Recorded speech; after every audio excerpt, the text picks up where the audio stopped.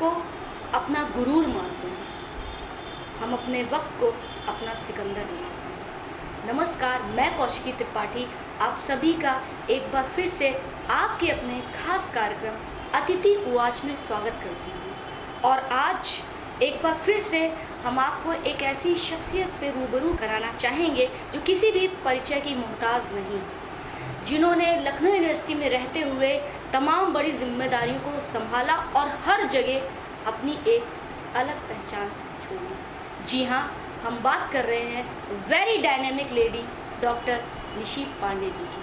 Ma'am, बहुत बहुत स्वागत है आपका। Thank you so much. सबसे पहले तो मैं तुम्हें मुबारकबाद दूँ इस बात का कि तुम्हारा अपना एक अलग से चैनल या अपना एक प्रोग्राम हो रहा है, विच इज़ वेरी गुड। और मैं सोचती हूँ कि यंग लड़कियों के लिए इतनी जल्दी लाइफ में अपना अलग पहचान बनाना शुरू करना ये सराहनीय है। So congratulations to you, all the best. Thank you so much ma'am. थोड़ी सी पहले यूनिवर्सिटी की बात करते हैं। अभी NIRF रैंकिंग हुई और कोई स्थान यूनिवर्सिटी को नहीं मिला, कहाँ कमी रह जाती है? देखिए, सबसे पहली बात तो मैं ये मानती हूँ कि जो रैंकिंग का सिस्टम है ये अपने आप में फ्लॉड है या गड़बड़ है। एक विश्वविद्यालय जो एक स्टेट में इस्टेब्लिश्ड है, जिस स्टेट के ज़्यादातर बच्चे गरीब हैं, जहाँ पे एजुकेशन सब्सिडाइज की जा रही है, उसकी कंपैरिजन आप कर रहे हैं हार्वर्ड और कैम्ब्रिज और ऑक्सफोर्ड से। ये जो कल्चरल कॉन्टेक्स्ट है, जो रीजनल कॉन्टेक्स्ट है, उसमें आप किस तरह से एक बैलेंस्ड पैरामीटर बनाएंगे कि आप इन दोनों को कंपेयर कर सकते हैं। और अगर आप कर सकते हैं तो जो पैरामीटर्स अभी हैं वो मान्य नहीं हैं। आप वहाँ की पॉपुलेशन देख लीजिए, हमारी पॉपुलेशन देख लीजिए, वहाँ के संसाधन देख लीजिए, हमारे संसाधन देख लीजिए। इसलिए मैं ये नहीं मानती कि इंटरनेशनल स्टैंडिंग में हम कहाँ पहुँचें या नेशनल स्टैंडिंग में कहाँ पहुँचें। ये इम्पॉर्टेंट है कि विश्वविद्यालय के पास जो संसाधन है, मानवीय संसाधन है, टीचर्स हैं, फाइनेंसेस हैं, इंफ्रास्ट्रक्चर है, उन संसाधनों का पूर्णतः प्रयोग हो और एक्सेलेंस की तरफ बढ़े। तो मैं I don't see my university in competition with world universities. I see my university as rising to its full potential. Okay, अपने पूरे पोटेंशियल तक जब यूनिवर्सिटी आती है तो यूनिवर्सिटी बेहतर करती है। बहुत सी यूनिवर्सिटीज़ ऐसी हैं जो रैंकिंग में बहुत ऊंची होंगी, लेकिन उनके वहाँ से कोई प्रेसिडेंट नहीं आया, उनके वहाँ से इतने जजेस नहीं आए, उनके यहाँ से इतने लेखक नहीं निकले। हमारे यहाँ इस विश्वविद्यालय की खासियत यह है कि हमारा स्टूडेंट जो है, ओल्ड स्टूडेंट, वो एक ऑटो रिक्शा वाला भी हो सकता है और एक प्रेसिडेंट ऑफ इंडिया भी हो सकता है, एक जज भी हो सकता है, एक बड़ा आदमी भी हो सकता है। तो ये जो डेमोक्रेसी में एक जो सिस्टम है यूनिवर्सिटी का, हम सोचते हैं कि हम लोग बेहतर करेंगे और जो अंतर्राष्ट्रीय मापदंड है उसके लिए प्रयास करें। लेकिन वो प्रयास सिर्फ टीचरों से और विश्वविद्यालय से नहीं हो सकता है। गवर्नमेंट को अपनी फंडिंग को बढ़ाना होगा, या हमको भी प्राइवेट यूनिवर्सिटी की तरह, जो प्राइवेट यूनिवर्सिटीज़ हैं वो जल्दी आगे बढ़ती हैं क्योंकि वो अपने संसाधन खुद जुटाती हैं। लेकिन जब आप गवर्नमेंट फंडेड यूनिवर्सिटी हैं तो गवर्नमेंट को रिस्पॉन्सिबिलिटी लेनी पड़ेगी इंफ्रास्ट्रक्चर के लिए। लखनऊ यूनिवर्सिटी को नए VC मिल चुके हैं, हालांकि समय हो चुका है। एक छोटा सा सवाल कि नए VC से आपको क्या उम्मीद है? देखिए, नए VC जो आए हैं, मुझे बहुत ही खुशी है ये बात कहते हुए कि वो सबसे कम उम्र हैं आज तक के VC जो आए हैं। और मैंने बहुत वर्ष काम किया है, 40 वर्ष से मैं यहाँ हूँ, मैं अनेक वाइस चांसलर्स के संग काम किया। पर एक यंग आदमी जो एक एंथुजियाज्म, एनर्जी और विजन और जो काम करने का जो जज्बा है और जो एनर्जी लाता है, वो दूसरी होती है। Right, and he has brought that. और बहुत ट्रांसफॉर्मेशन आगे की तरफ हो रहा है। एक तो वो मैनेजमेंट से आए, तो सबको लेकर चलना, हर टीचर को लेकर चलना, हर लोगों को अपने अंदर समाहित करते हुए उनकी योग्यता को देखते हुए उनको इन्वॉल्व करना काम है यूनिवर्सिटी को आगे ले जाने में वो करते हैं। तो उनकी जो पार्टिसिपेटिव एडमिनिस्ट्रेशन है और जो यंग व्यू पॉइंट है, दैट इज़ वेरी रिफ्रेशिंग और वो यूनिवर्सिटी के लिए बहुत अच्छा है। और जबकि कोविड रहा है, उस समय में भी उन्होंने फिनोमिनल काम करके दिखाया है। मैं किसी को कंपेयर नहीं करती, हर आदमी अपने समय और परिस्थिति में आता है। लेकिन मैं मानती हूँ, मैं बहुत खुश हूँ कि जो नए वाइस चांसलर हैं वो विश्वविद्यालय को मैं बिल्कुल इस बात से आश्वस्त हूँ कि बहुत आगे ले जाएंगे और उनके समय में हम लोग लखनऊ यूनिवर्सिटी को 2, 4, 6 नहीं कई नॉच ऊपर देखेंगे। आपने इतने सारे साहित्य को पढ़ा है, एक लंबा सफ़र तय किया हुआ, दुनिया के किस साहित्य को आप सबसे ज़्यादा समृद्ध मानती हैं? देखिए, समृद्ध सभी कल्चर्स जो हैं वो समृद्ध होते हैं, रिच होते हैं। ऑल कल्चर्स आर रिच और हर कल्चर का साहित्य समृद्ध होता है क्योंकि वो अपने टाइम, प्लेस और अपने कॉन्टेक्स्ट में है। इसलिए मैं कहूँ कि भारतीय अच्छा है और इंग्लिश अच्छा नहीं है या अमेरिकन अच्छा है और अफ्रीकन अच्छा नहीं है तो ये गलत होगा। मैं किसी इनजस्टिस है और गलत भी है, इस तरह का आकलन ठीक नहीं है क्योंकि ओरल ट्रेडिशंस रहे हैं अफ्रीका में। कई जातियाँ प्रजातियाँ ऐसी जिनमें भाषा नहीं है, अब भाषा आ रही है तो वो लिख पा रहे हैं। कॉलोनाइजेशन रहा है तो लोग बोल नहीं पाए हैं, अब लिख रहे हैं। तो मैं मानती हूँ कि साहित्य जो है वो अपने आप में मानवीय मूल्यों से ओतप्रोत होता है और उसके अंदर जो मानवीय मूल्य, जब आप साहित्य पढ़ते हैं तो अगर वो आपके अंदर मानवीय मूल्यों का उसमें वृद्धि न हो आपके अंदर उसको पढ़ने के बाद तो साहित्य का कोई औचित्य नहीं। सो मेरे लिए साहित्य वो सबसे इम्पोर्टेंट है जिस साहित्य में मानवीय मूल्यों की बढ़ोतरी आप में हो, न कि ह्रास हो।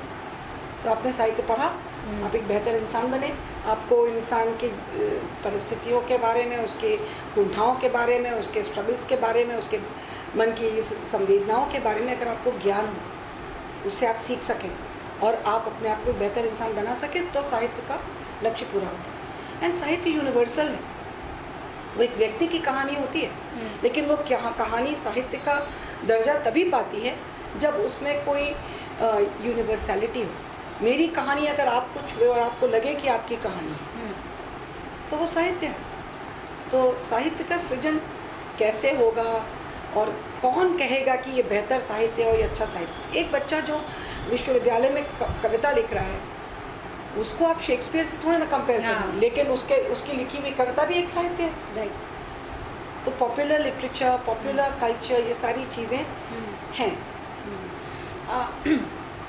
मैम, ये मैं पर्सनली भी जानना चाहूँगी, ये ओडिसी क्या होता है? एक टर्म होता है, इसका मतलब क्या होता है? ओडिसी जो है ये इलियाड और ओडिसी दो ऐसे काव्य हैं जो लिखे गए हैं, होमर ने लिखे हैं। तो ये ओडिसी वर्ड का अर्थ है एक लंबी यात्रा जो बहुत वर्षों लगाती है, जिसमें बहुत सारा एडवेंचर होता है, बहुत सारे उतार चढ़ाव होते हैं।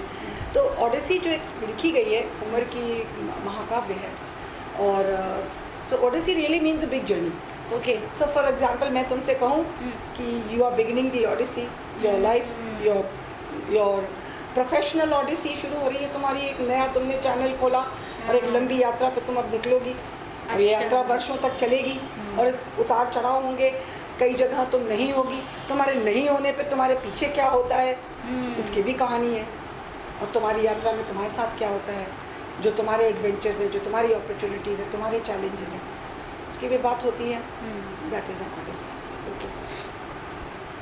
आपको एक सशक्त महिला के रूप में जाना जाता है। सोशल मीडिया पे बाहर जितना हम लोग जानते हैं, पढ़ा है जितना आपके बारे में, सब लोग अलग अलग शब्दों से, कोई कहता है कि बहुत डायनेमिक है, पावरफुल है। अगर मैं आपसे एक सवाल करूं कि डॉक्टर निशी पांडे खुद के लिए अगर एक शब्द ढूंढें, खुद के पर्सनैलिटी को दिखाने के लिए, पर्सनैलिटी के लिए अगर खुद एक शब्द का चयन करें तो वो शब्द क्या होगा? तो मैं जो शब्द मैं इस्तेमाल अपने लिए करना चाहूँगी, एक शब्द है एम्पावर्ड। हम लोग एम्पावरमेंट की बात करते हैं क्योंकि मैं महिला हूँ और एक पितृसत्तात्मक समाज में हूँ। तो मैं ये मानती हूँ कि कोई मुझे देखे तो कहे कि she is an empowered woman. तो एम्पावर्ड वुमन जो होती है वो अपने जीवन को अपने हाथ में और हथेली से पकड़ के रखती है। तो मैं मानती हूँ कि मैंने अपने जीवन को अपने हाथ में पकड़ के रखा है और जैसे चाहती हूँ उसको बना सकती हूँ, एक क्षमता को रखती हूँ। That is an empowered woman. Empowered woman वो होती है जो अपने निर्णय स्वयं लेती है। So empowered is the word. Okay. So I am an empowered woman. एक लंबा सफ़र आपने यूनिवर्सिटी में तय किया और आपके साथ, जैसे कि मैंने अभी इसके पहले भी कहा कि आपसे बहुत से लोग और भी क्षेत्रों में उम्मीद करते हैं। जैसे कि हमेशा से एक बात होती रहती है कि अगर एक पुरुष प्रधान समाज में एक अगर कोई महिला आगे बढ़ती है तो और भी महिलाओं के लिए वो एक आइडियल के रूप में देखी जाती है। चलिए मैं आपसे पूछूं कि अगर आपको एक ऐसा अवसर मिले कि पॉलिटिक्स में, तो क्या आप कभी जाना चाहेंगी? देखिए, हम पॉलिटिक्स में इलेक्शन लड़के पहुँचे ये मैं नहीं करना चाहूँगी। अच्छा। क्योंकि the whole process of election and selection and winning is a different process. और मैं सोचती हूँ कि मेरी एनर्जीज़ जो है वो मेरे स्टूडेंट्स के लिए यूज़ होती हैं। मैं ज़्यादा आउटरीच है, ज़्यादा लोगों की लाइफ को इम्पैक्ट करती हूँ। पॉलिटिक्स, मैं बिल्कुल पॉलिटिक्स में कोई मुझे नॉमिनेट कर दे और कहे कि आप राज्यसभा में चले जाएं या आप एमपी बन जाएं, अगर वो अवसर आएगा तो मैं उससे पीछे नहीं हटूँगी, क्योंकि एडवोकेसी करने के लिए और लेजिस्लेशन के लिए मुझे एक अवसर मिलेगा। क्योंकि मैं जब अगर नॉमिनेट होके जाऊंगी तो मैं अपने कार्य से, जो मैं हूँ, एक शिक्षिका हूँ, टीचर हूँ, उससे अलग नहीं होती, उससे जुड़ी रहूँगी। लेकिन अगर मैं कॉन्टेस्ट करने इलेक्शन चली गई तो मैं अपना काम छोड़कर फिर मैं full time politician, I don't want to be a full time politician, I can't be. क्योंकि मैं मानती हूँ कि फुल टाइम पॉलिटिक्स में अब कितने भी साफ पाक, हाँ, आपके ऊपर एक छींटा तो पड़ता ही है, न भी कुछ हो तो भी। तो उस तरह की चीज़ से जूझने से बजाय ये बेहतर है कि मैं बच्चों के जीवन को बदलने में, ट्रांसफॉर्म करने में, लड़कियों को हेल्प करने में और लोगों का, मैं एज अ टीचर बहुत इफेक्टिव हूँ। बहुत बच्चों की लाइफ को मैं ट्रांसफॉर्म कर सकती हूँ, जो मैं पॉलिटिशियन हूँ कि मैं बंद जाऊँ। किस पार्टी को ज्वाइन करेंगे? अगर मान लीजिए वो जो प्रोसेस होता है वो किस पार्टी के थ्रू आप उसमें जाना? देखिए, पार्टी, अगर आप आज का पॉलिटिकल सिनेरियो देख रहे हैं तो there is only one party, which is the ruling party. Okay. And I don't see a future for other parties in the coming years. तो मैं अगर 60 years की हूँ और मुझे 20 साल ये जीवित रहना है या 30 साल ये जीवित रहना है, and I agree with many things which I don't say that ये पार्टी जो रूलिंग पार्टी है वो सब कुछ सही कर रही है, ये मैं नहीं कहूँगी। लेकिन जो सोच है भारतीय सभ्यता संस्कृति को फिर से असेस करना, उसको उभारना, लाना, ये कार्य मैंने अपने डिपार्टमेंट में, अंग्रेज़ी साहित्य के डिपार्टमेंट में सेंटर फॉर कल्चरल टेक्स्ट्स का इस्टेब्लिशमेंट करवाया था थ्रू मायावती गवर्नमेंट, जिसमें हिंदी की, अवधी के, भोजपुरी के, उर्दू के टेक्स्ट्स का ट्रांसलेशन हो सके। तो मैं मानती हूँ कि आपको अपने साहित्य को, अपनी संस्कृति को, अपनी सभ्यता में छुपे हुए जितनी चीज़ें हैं उसके, आपके कल्चर की, उसको उभारने निकालने की बहुत आवश्यकता है। और वो मैं इस बात को समझती हूँ कि this is the only party जो हम लोगों को ये अलाउ करेगी। उम्मीद रखती हैं आप? हाँ, क्योंकि मैंने कांग्रेस और बाकी पार्टियों के साथ भी इतने वर्ष देखे हैं और मैंने कभी नहीं देखा कि अपनी सभ्यता संस्कृति या छुपी हुई जो हम लोगों की धरोहर है उसके बारे में कोई भी कंसर्न था। हमेशा उसको थोड़ा सा बाहर की तरफ ढकेल कर ही रखा। और एक चुनिंदा लोग थे, चुनिंदा इतिहासकार थे, चुनिंदा लोग थे जिन्होंने एक नया इतिहास गढ़ा। हमको अपनी आवाज़ में भी तो इतिहास लिखना है। तो सिर्फ बीजेपी में ही वो चीज़ है और किसी मैं मानती हूँ कि अभी तो बीजेपी में, सीपीआई सीपीएम में तो मैं जा नहीं सकती, बाकी एक कांग्रेस है और एक ये। मैम, अंत में हम चाहेंगे कि हमारे शो के माध्यम से आप उन तमाम स्टूडेंट्स के लिए और जिनके लिए आप एक रोल मॉडल हैं, उन महिलाओं के लिए कुछ मैसेज दें। पहले तो मैं सब लोगों को ये कहना चाहती हूँ कि चाहे आप पुरुष हो चाहे महिला, इस बात को माने कि जो महिलाएं हैं वो आपके हमसफ़र हैं, आपकी बहनें हैं, आपकी माँ हैं, आपकी प्रेमिका हैं, आपकी पत्नी है। तो अगर औरतों के का दर्जा हमको ऊपर लेना है और बराबरी की तरफ लाना है तो हमको पुरुषों के सहयोग की ज़रूरत है।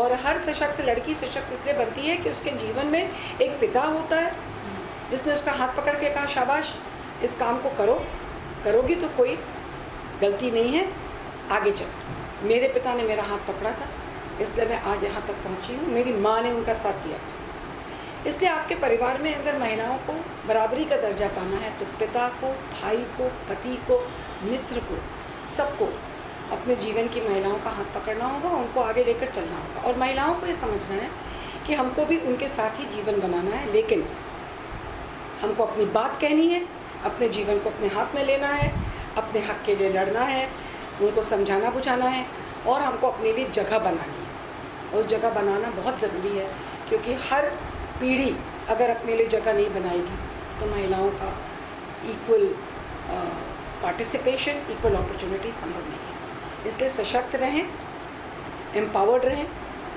अपने जीवन को कंट्रोल करें महिलाएं, और अपने निर्णय स्वयं लें, बेहतर समाज का निर्माण हो सके। बहुत बहुत शुक्रिया मैम हमसे बातचीत करने के लिए। Thank you, Kaushiki, and once again congratulations, and thank you for inviting me on the show. Always, Thank you. आप देखते रहिए अतिथि वॉच।